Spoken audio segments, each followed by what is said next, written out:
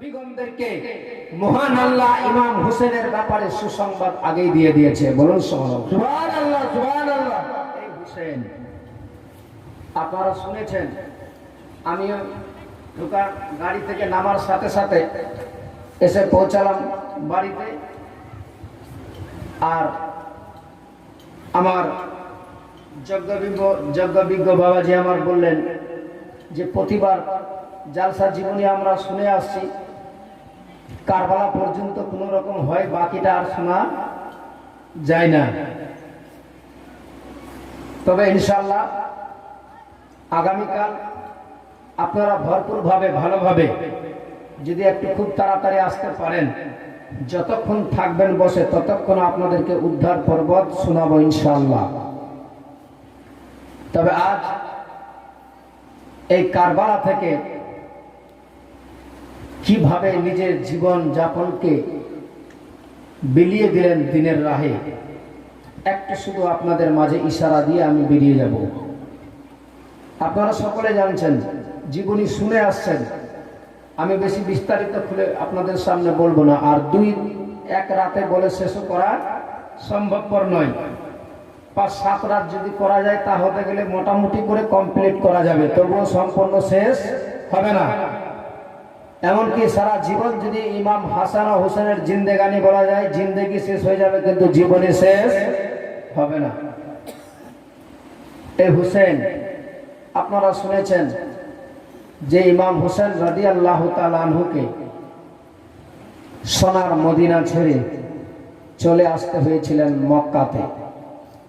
যে মক্কা ছেড়ে আমার আপনার দয়ার নবী মায়ার নবী কাফেরদের অত্যাচারে খোদার হুকুমে পৌঁছে গেলেন সোনার মদিনাতে। আজ সেই তারই নওয়াসা, তারই জানের জান নবীর কিছু উম্মতি, দুষ্ট উম্মতিদের কারণে আজকে সোনার মদিনা ছেড়ে চলে আসছেন মক্কাতে। শুধু তাই নয়, মক্কাতে যে এসে শান্তি পেয়েছিল সেটাও না। মক্কাতে আসার সাথে সাথে শুনেছেন কুফা থেকে বহুবার চিঠি এসেছে, একখানা নয়, 2খানা নয়, 120খানা, কোনো কেতাবে পাওয়া যায় 150 খানা। তারা বারবার চিঠিতে একটাই জিনিস লিখেছিল, হুজুর এজিদ এখন বর্তমান এলান করছে যে আমি হলাম মুসলিম জগতের খলিফা, আমাকে সমর্থন করো, আমাকে মেনে নাও, আর নচেত বাঁচার কোনো অন্য বিকল্প রাস্তা নাই। তবে হুজুর বলুন কিভাবে তাকে মানব? সে মদ পান করে, সে নারী নির্যাতন করে, খোলামেলা যা ইচ্ছা তাই বলে, আবল তাবল গালিগালাজ করে, বলে কোনো দিনের ব্যাপারে কোনো পায়গাম দেওয়া যায়নি, কোনো নবী যা বলেছে কোনো এসব কোনো কথা নাই, কোরআনের যে সব কথা আছে এসব কোনো ঠিক নাই, সব ভুল আছে। বলুন নাউজুবিল্লাহ। এসব অপপ্রচার করছে। হুজুর আপনি যদি না আসেন তাহলে আমরা তো তার হাতে পথভ্রষ্ট হয়ে যাব। ইমাম হোসেন শুনে লাস্টের দিকে যে চিঠি করছে, এক একটা চিঠিতে 10 জন, 20 জন, 50 জন, 100 জনা সিগনেচার করে পাঠাচ্ছে, বলে হুজুর আপনি যদি না আসেন তাহলে রাসূলুল্লাহর দরবারে হাসরের ময়দানে বলবো রব্বুল আলামিন, আর বিশ্ব নবীর কাছেও বলবো ইয়া রাসূলুল্লাহ, ইয়া হাবিবাল্লাহ, নবী গো আপনার নওয়াসা, আপনার জানের জানকে আমরা বহুবার চিঠি করেছিলাম কিন্তু সে আমাদের কাছে এসে পৌঁছায়নি। এই দুষ্ট পাপী জাহান্নামের হাতে আমরা বরবাদ হয়ে গিয়েছি, ঈমান হারা হয়ে গিয়েছি। সেদিন হোসেন তুমি কি জবাব দিবে? ইমাম হোসেন এই কথা শোনার সাথে সাথে আর বরদাস্ত করতে পারল না। তাই সপরিবারকে নিয়ে বেরিয়ে চলে গিয়েছিলেন কুফার মতো মক্কার কারবালার সরজমিনে। ইমাম হোসেন যাওয়ার আগে শুনেছেন ইমাম মুসলিম গিয়েছিলেন। ইমাম মুসলিমের 2টি ছেলেও ছিল। ইমাম মুসলিম রাদিয়াল্লাহু তাআলা আনহুর সঙ্গে যে 2টি ছেলে ছিল তারাও যে শান্তি পেয়েছিল সেটাও পায়নি। এটুকু শুনবেন না, শুধু ডাইরেক্ট কারবালাটা শুনবেন। ডাইরেক্ট কারবালা বলবো না। 9 তারিখের রাত খুব শর্টে চলে আসলাম ডাইরেক্ট। 9 তারিখের রাত্রে যেভাবে কিছু বলছেন না ঠিক আছে সবার তো শোনা আছে। হ্যাঁ, ওটাই হচ্ছে কথা। শুনবেন আবার 2-4-5 দিন যেদিন জীবনী করা হবে তখন ভালোভাবে শুনবেন গোড়া থেকে। 9 তারিখের রাত্রিতে, যেমন আজ শুক্রবার, আগামীকাল শুক্রবারের দিন পড়বে 9 তারিখের রাত্রে ইমাম হুসেন রাদিয়াল্লাহু তাআলা আনহু নিজের সাথী বন্ধুদেরকে ডেকে বলছেন যে, ও আমার চাহানাওয়ালারা, ও আমার আশিক প্রেমিকেরা, তোমরা মক্কা থেকে নিয়ে মদিনা থেকে মক্কা, মক্কা থেকে কুফা পর্যন্ত এসে আমার সঙ্গে যা সঙ্গ দিয়েছ, এটাতে তোমাদেরকে আমি অসংখ্য ধন্যবাদ জানাই। তবে তোমরা, আমি এখন বলতে চাই যে তোমরা এখান থেকে নিজের বাপদাদার দেশে ফিরে চলে যাও, আমার সঙ্গে আর তোমাদেরকে দিতে হবে না। তারা বলেছিল, হুজুর যা বলেছেন আর এই কথা বলিয়েন না, কারণ আপনাকে ছাড়া আমরা যেতে পারবো না। ইমাম হোসেন বলেছিলেন, ও আমার সাথী বন্ধুরা, ও আমার চাহানেওয়ালারা, শোনো, তোমরা ভাবছো হয়তো চলে গেলে আমরা নবীর দরবারে কি বলবো, যাও, আমি হোসেন ওয়াদা করে বলছি তোমাদের জান্নাতের গ্যারান্টি নিয়ে নিচ্ছি আমি, তোমরা এখান থেকে ফেরত চলে যাও, জান্নাত যাবে। তবে বলার উদ্দেশ্য একটাই, তোমরা চলে যাও এখান থেকে, আমার জন্য তোমরা জীবন কেন দিবে? তোমরা তো বুঝতে পারছো সব, আগামীকাল এরা আমাকে যতক্ষণ পর্যন্ত খুন না করেছে, এরা রক্তের পিপাসুক হয়ে আছে, ততক্ষণ পর্যন্ত ক্ষান্ত হবে না। সাথী বন্ধুরা সব বসে আছে, কেউ কোনো কথা শুনতে চায় না। শেষ সময় ইমাম হোসেন যখন বারবার করে বুঝাচ্ছেন তাদেরকে, যখন বুঝলো না, নিজের চাচাতো ভাই সালামদার আব্বাসকে ডেকে বলছেন, আব্বাস, ও আব্বাস, একটা কাজ করো, এই আমার খাদিম কদ্দাম মাওয়ালি হাওয়ালি যারা আছে, আশিক প্রেমিক যারা আছে, এত রকম তাদেরকে বুঝিয়ে বলার পরেও তারা আমার কোনো কথা শুনতে রাজি নয়, মানতে রাজি নয়। আমি চলে যেতে বলছি, তবুও তারা যেতে রাজি হচ্ছে না। তবে আব্বাস, একটা কাজ করতে গেলে মনে হয় তারা উঠে যাবে। যে লাইটটা জ্বলছে, বাতিটা জ্বলে, এই বাতিটাকে একটু নিভিয়ে দাও, রাতের অন্ধকারে সবাই উঠে চলে যাবে, কেউ কাউকে দেখতে পাবে না, কারো মনে কোনো বিয়োগ বেদনা আসবে না। ইমাম হোসেন যেমনি এই কথাটুকু বলেছে, বলার সঙ্গে সঙ্গে সালামদার আব্বাস ওই বাতিটাকে নিভিয়ে দিলেন। কিছুক্ষণ পরে আবার ইমাম হোসেন বলতে লাগলেন, বাতিটাকে জ্বালাও, লাইটটা জ্বালিয়ে দাও। লাইটটা জ্বালিয়ে যেন দেখছে যেভাবে যে যেখানে বসেছিল সেখানেই বসে আছে। সুবহানাল্লাহ, সুবহানাল্লাহ, জোরে বলা যাবে না? সুবহানাল্লাহ। ইমাম হোসেন বলতে লাগলেন, ও আমার চাহানাওয়ালা আশিক প্রেমিকারা রে, কেন তোমরা বুঝতে পারছো না? কেন তোমরা আমার কথা শুনছো না? কেন তোমরা মানছো না? তোমাদেরকে এত বলি, তোমরা মানতে রাজি কেন হচ্ছ না? বলে, হুজুর যদি জীবন দিতে হয় জীবন দেব, আপনার আগে আমরা নিজের জীবন দিতে রাজি আছি, যতক্ষণ বেঁচে থাকবো আপনার সব পরিবারের প্রতি একটা পাথর পর্যন্ত লাগতে দেব না। সুবহানাল্লাহ। হুজুর একটাই আমাদের আবেদন, একটাই নিবেদন জানাই আপনার কাছে, দয়া করে আমাদেরকে যেতে বলবেন না এই কারবালা থেকে। আজকে যদি আমরা এই জায়গা থেকে চলে যাই, রাসূলুল্লাহর সামনে আমরা কেমন করে মুখ দেখাবো? যদি আমাদেরকে মায়ার নবী, দয়ার নবী সেই দিন জিজ্ঞেস করে, বলে, ও আমার হোসেনের চাহানেওয়ালা রে, ও আমার উম্মত উম্মতিরা, যেদিন আমার হোসেন বিপদে পড়েছিল সেই দিনে তোমরা আমার হোসেনকে কি দিয়ে সাহায্য করেছিলে? ও হুজুর, আজকে আমরা যদি চলে যাই তাহলে সেই দিনে আমরা মুখ দেখাতে পারবো না, আর যদি আজকে আমরা থেকে যাই, যদি আপনার আগে আমরা জীবনটা দিয়ে দিতে পারি, রাসূলুল্লাহর সামনে বলতে পারবো, বলে, ইয়া রাসূলুল্লাহ, ইয়া হাবিবাল্লাহ, নবী গো, আপনার নওয়াসা, আপনার জানের জান হোসেন যখন বিপদের মুহূর্তে পড়েছিল, সে সময় আমরা নিজের জীবনটুকু দিয়েছি, আজ পর্যন্ত সেই রক্ত মাখা জামা নিয়ে দাঁড়িয়ে আছি। ইয়া রাসূলুল্লাহ, হুজুর আমাদেরকে যেতে বলিয়েন না, আমরা যাব না। ইমাম হোসেন দেখছেন এই আমার চাহানেওয়ালা আশিক এরা এমন মজবুত আছে, এত শক্ত, এরা কোনো মতেই বুঝ মানবে না। চলে গেলেন মহিলাদের দিকে, নারীদের কাছে গিয়ে পৌঁছালেন, আওয়াজ দিচ্ছেন, জাইনাব, ও বোন জাইনাব। শহর বানু বলে, হ্যাঁ স্বামী যান। বলেন, ওগো আমার মাথার তাজ, কি বলতে চান? বলে, ও শহর বানু রে, আজ একটা কথা বলতে চাই আমি তোমাকে। বলে, কি এমন বলার আছে গো স্বামী, কি বলবে এক্ষুনি তুমি? বলে, তুমি হচ্ছে নওশা বাদশার প্রতি, ইরানে ছিল তোমার বাড়ি। ও শহর বানু রে,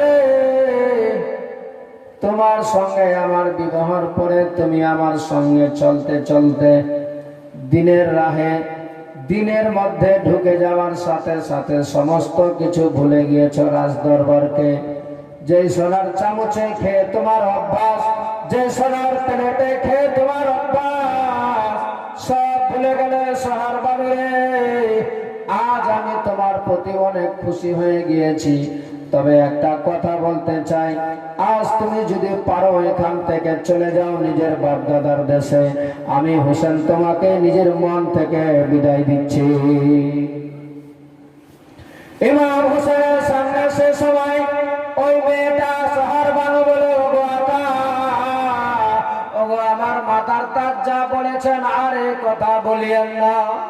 আজকে যদি আমি এই জায়গা থেকে চলে যাই হুজুর গো, আমাকে যখন বিশ্ব নবীর বেটি মা ফাতেমা খাতুনে জান্নাত যখন জিজ্ঞেস করবে, যখন আমাকে বলবে, ও ফাতেমা, ও জাইনাব রে, আমার হোসেন যখন কারবালার সরজমিনে নিজের জীবন দিয়েছিল, সে সময় তুমি কি দিয়ে সাহায্য করেছিলে বলো? সেই দিনে আমি কেমন করে বিশ্ব নবীর বেটি মা ফাতেমার সামনে মুখ দেখাবো? সেরে খোদা হায়দারে কাররার মুশকিলে কোষার সামনে কেমনি দাঁড় হবো? বিশ্ব নবী, দয়ার নবী, মায়ার নবীর সামনে কেমনি দাঁড়াবো? বড় লজ্জিত হয়ে যাব হুজুর গো। আর যদি আজকে আমাকে এখানে থাকার পারমিশন দেন, তাহলে আমি আমার ওই শাশুড়ি মায়ের সামনে, আমার শ্বশুর আব্বার সামনে, আগামীকাল আপনি যখন শহীদ হয়ে যাবেন, আপনার রক্ত মাখা জামা নিয়ে বিশ্ব নবী, দয়ার নবীর সামনে আমি দাঁড়িয়ে যাব, বলবো, মা, তোমার সন্তান যখন কারবালার সরজমিনে নিজের জীবন দেওয়ার জন্য চলে গিয়েছিল দিনের খাতিরে, সে সময় আমি সরে যাইনি সেই জায়গাতে। আজ দেখো গো, আমার স্বামী দুনিয়া থেকে বিদায় নিয়ে চলে গিয়েছে, আজকে আমি রক্ত মাখা জামা নিয়ে দাঁড়িয়ে আছি। মা শহর বানু ইমাম হোসেনের সামনে কাকতি মিনতি করে বারবার একই কথা বলে, গো স্বামী গো, যা বলেছেন আর বলবেন না, আমাকে যেতে থাকতে চাই আপনার পদতলে। আগামীকাল যা ঘটবে দেখতে পাবো আমি নিজে চোখ দ্বারা। আমার হোসেন বলতে লাগলেন, শহর বানু রে, সহ্য করতে পারবে না, আগামীকাল যা ঘটবে কেমনি করে দেখে থাকবে? দেখা সম্ভবপর হবে না।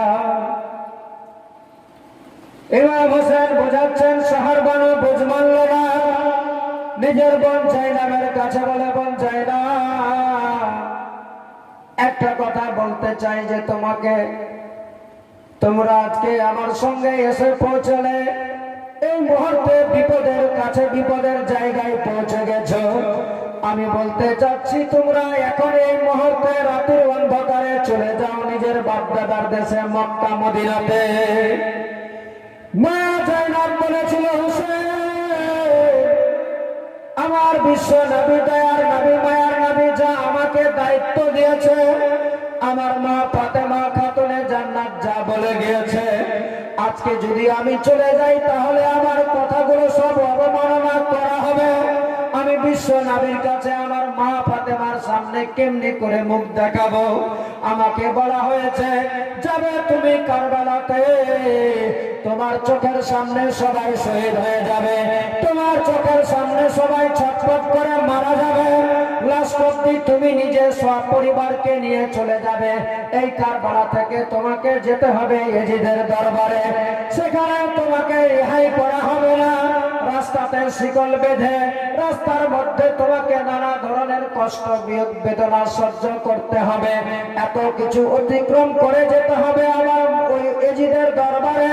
ইয়েজিদের দরবার থেকে আবার যেতে পাবে মদিনাতে, তোমার সমস্ত কিছু দায় দায়িত্ব তোমার উপরে রয়ে গিয়েছে। এই কথাটা ইমাম হোসেনের কাছে বারবার করে মা জাইনাব বুঝাচ্ছে, বলে ভাই হোসেন রে, আজকে তুমি আমাকে চলে যেতে বলছো কেমনি করে? আজকে যদি চলে যাই তাহলে আমার মা বাবা যা বলে গিয়েছে আমার সেটা পালন করা হবে না, অতএব আমাকে যেতে বলো না, আমি যাব না, তবে যা হবে আগামীকাল দেখা যাবে। ইমাম হোসেন বলতে লাগলেন যে তাহলে এক কাজ করো, তোমরা আর দেরি করো না। ইমাম হোসেন কথা বলছে আর ওইদিকে কারবালা থেকে হইচই আরম্ভ শুরু হয়ে গেল, ধরো কারো মারো। ইমাম হোসেন বলতে লাগলেন দেখো তো এরা কি বলতে চায়। সালামদার আব্বাস চলে গেল তাদের কাছে। সালামদার আব্বাস বলে, ও ভাইরা, তোমরা কি এই রাতের অন্ধকারে কেন এমনি ভাবে হইচই আরম্ভ করে দিলে? বলে, আমরা একটা এখনই কথা বলতে চাই, আর কোনো কথা শুনতে চাই না। তোমার হোসেনকে গিয়ে বলো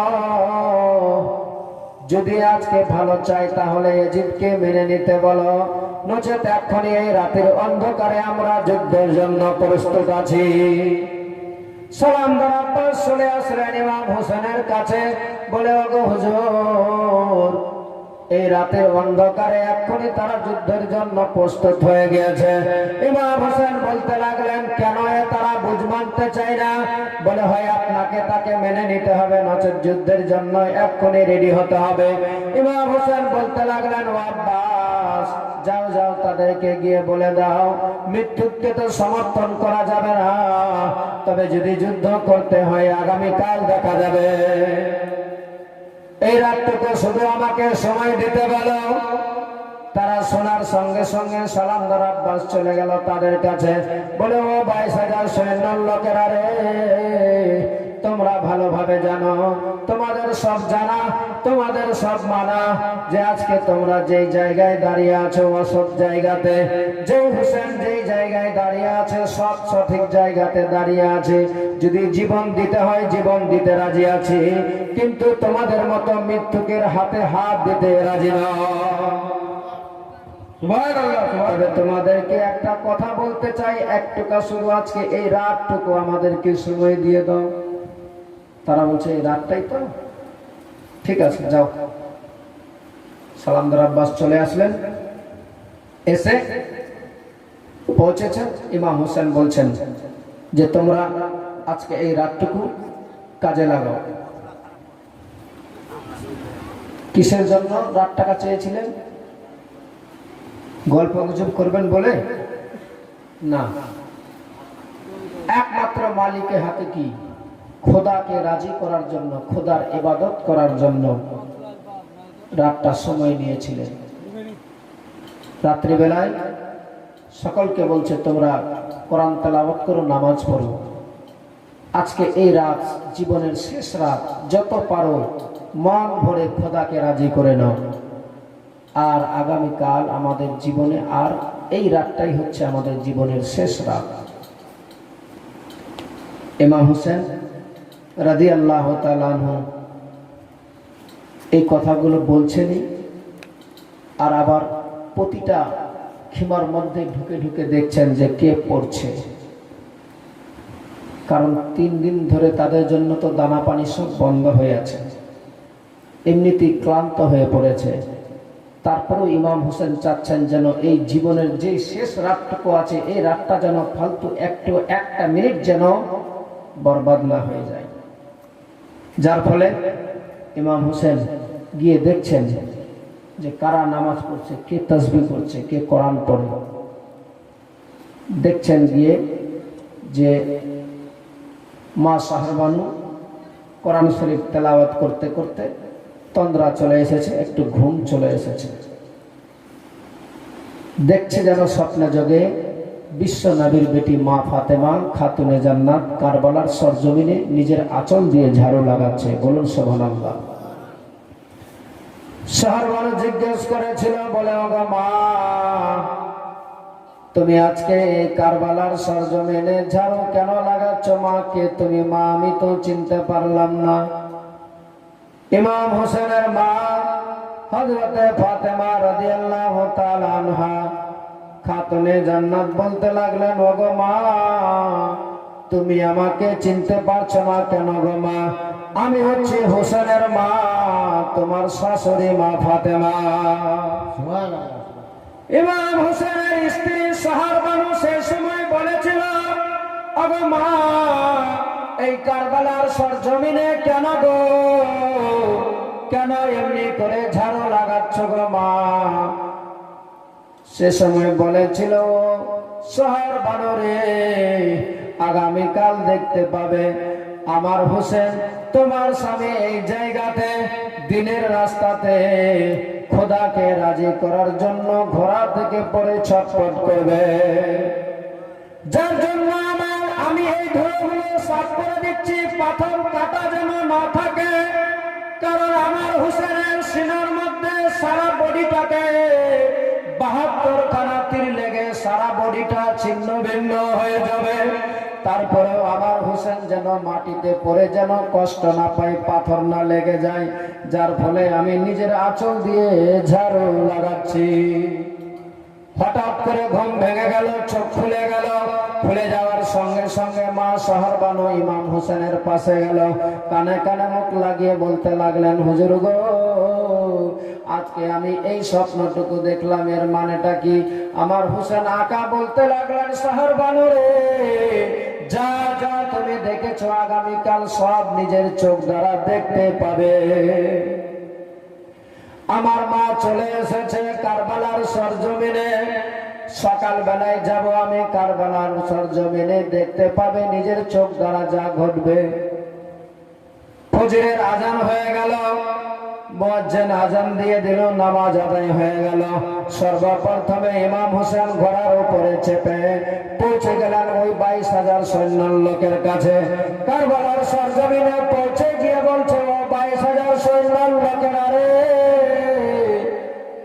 তোমাদের কাছে একটা কথা বলতে চাই, বলো তো একটা কথা, আমাকে উত্তর দাও।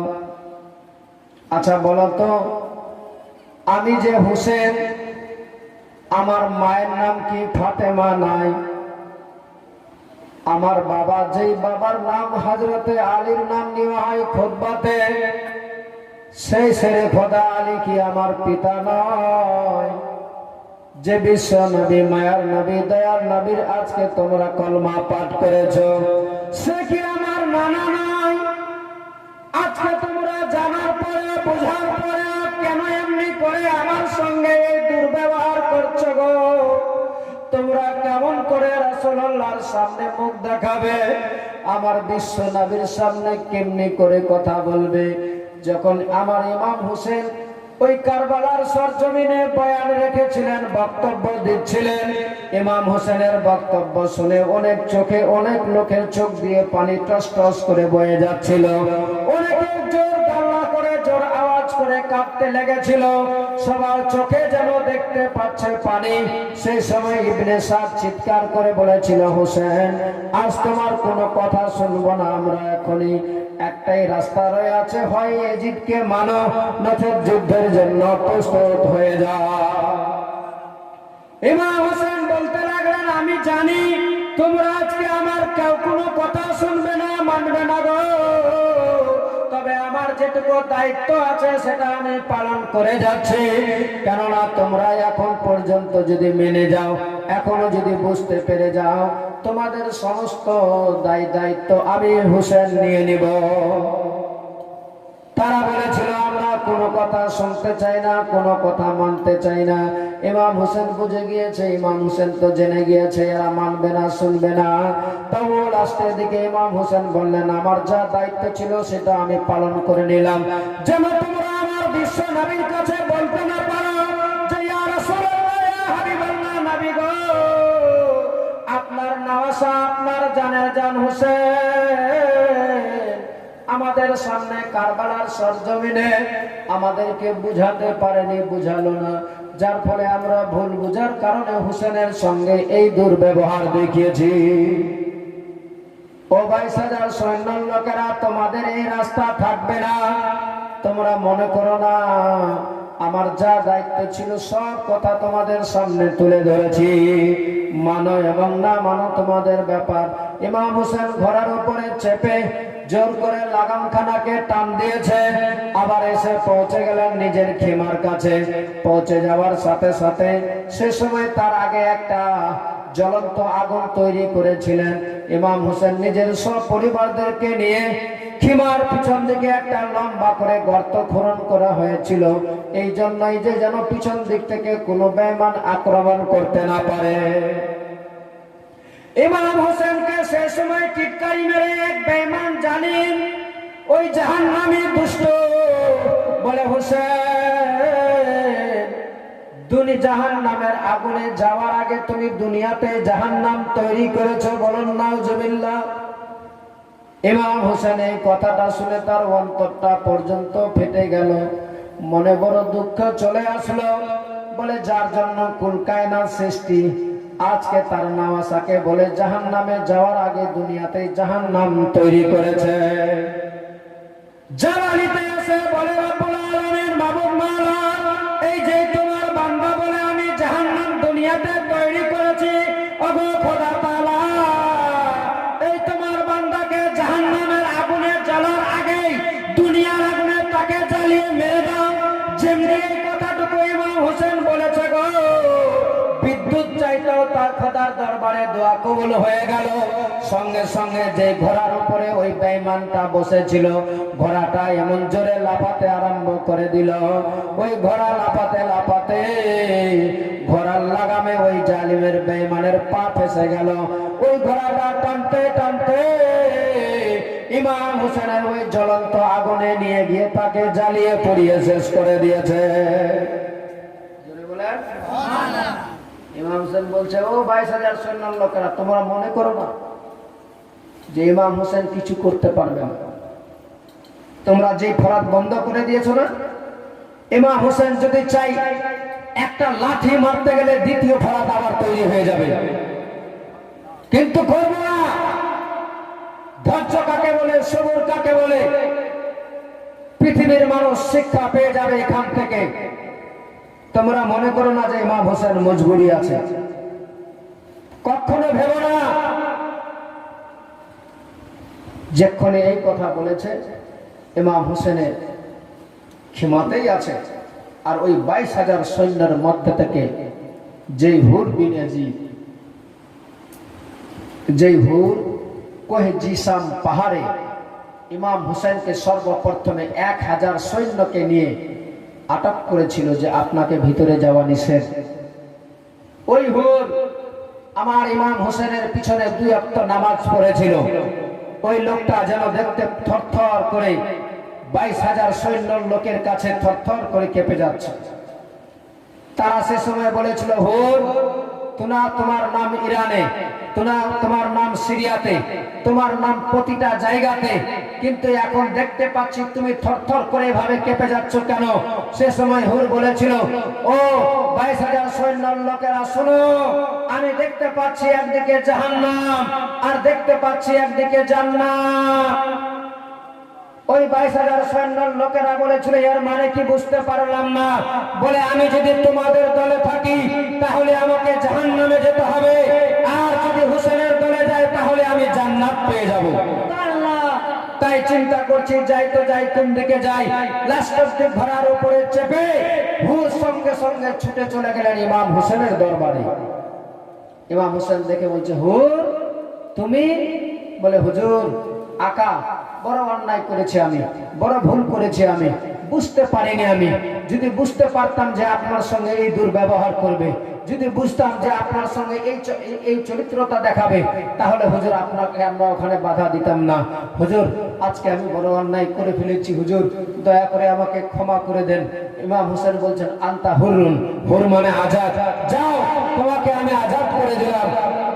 যেমনি এই কথা বলেছে, ওই হুরের চোখ দিয়ে টস টস করে পানি বেরিয়ে আসে।